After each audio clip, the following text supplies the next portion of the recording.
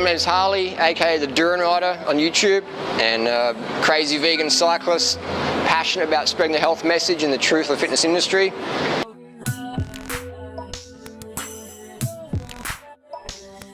Oh, just really sick, always sick as a child, but always envious of the kids that had energy to jump off the jetties, ride their BMXs really fast, whatever, run at school on the track day. I always wanted to do those things, and I did those things, but I always got my ass kicked, you know. It was like, we'd go out riding the BMXs, all my mates would wait up for me, and it was just, yeah, but I had the enthusiasm, and I guess I just became obsessed about having energy. And then when I was a teenager, I started getting into the drugs, doing speed, and I was like, man, I'm feeling really good now, but obviously it's not sustainable.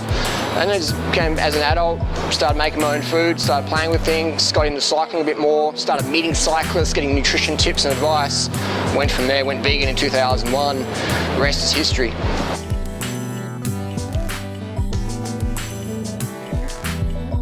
Freelee, Banana Girl, Freelee the Banana Girl, we just thought we want to create communities, because it's all good promoting yourself, but how about create a community? Because that's what we're going to do, man. We're going to change the world. We're going to create community. It's not just about being individuals like, look at me, hey, hey, hey. It's all about creating communities. So we help launch a lot of careers off that website. Fully Raw Christina, Doug Graham, a lot of Big Elizabeth, a lot of people in the raw food world today wouldn't be where they were without our using the 30 bananas a day as a platform to promote themselves or via us. So that's our goal. It's not about me, me, me. It's about creating a website where people can meet up, get a girlfriend or a boyfriend or whatever, or share parental tips or cycling tips, weight loss tips. Community is what's going to change the planet. It's not about saying, oh, I'm into community, but like, where's your forum then? Or your forum costs money to be on there, or so it's just about putting the message out there for free, making it fun. People can create characters on our website, you can just put your photos up, you can be really transparent. It's not just an anonymous forum, it's like, you know, we encourage people to create like a Facebook page. It's basically a Facebook for raw foodists and vegans, 30bananasaday.com. Biggest website in raw food ever, biggest vegan website ever, most viewed.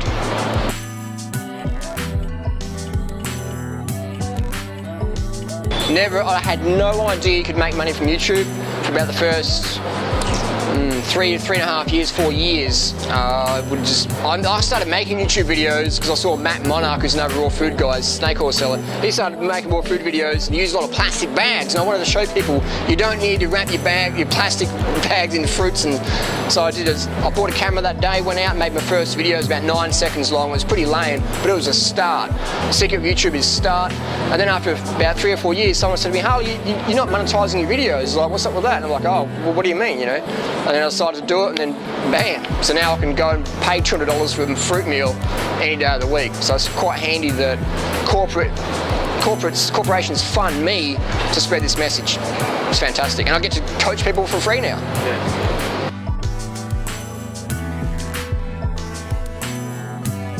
I've done a lot of jobs. I've been a clown, I've been on welfare, I've worked in bike shops, I was a bicycle messenger, bicycle courier for many years. I raced bikes in Europe, worked in hardware stores, worked at the football, worked in running stores, worked in gyms as a personal trainer, done a lot of jobs. And it's great because it's sort of given me everything to where I am today now, to help contribute, to help people help themselves.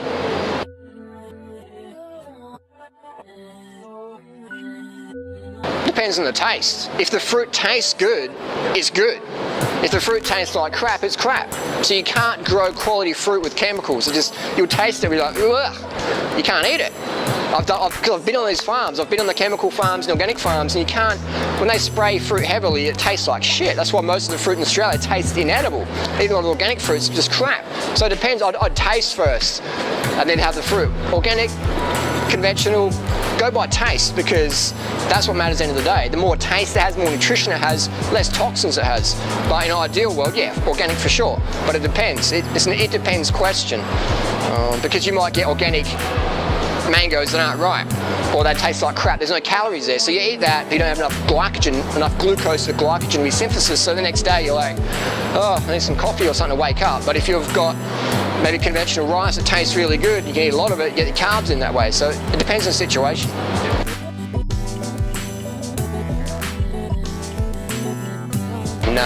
greens aren't that important. They're important because they offer freshness to the diet, but if you're getting a lot of fresh fruit, greens aren't that important. But if most of your food isn't that fresh, then yeah, greens are going to give that fresh element. It's going to help you a lot. So I recommend eating the lettuce, celery, the stuff that tastes good, not the fucking the kale that tastes like sandpaper. It's just like, eat what tastes good. Because you don't want to eat too many greens. Because if you get too much oxalic acid, give you kidney stones. So only eat greens by themselves, or a little bit in a smoothie. If you eat too much greens, you'll definitely get kidney problems from the oxalic acid.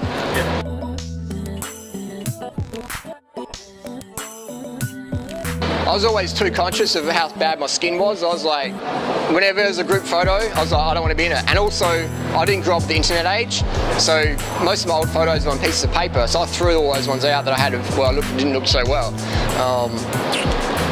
That's the good thing about now, the internet, is people have got Facebook accounts, you can watch their 2-year, 3-year progress or whatever, but I don't have those. But most of my issues are internally health. Health was my main concern.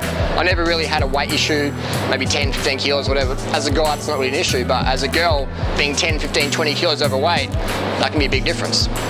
Most people would say I'm too skinny now anyway, so if I put on 20 kilos, I'd probably look healthier in a lot of people's eyes. And I can understand that.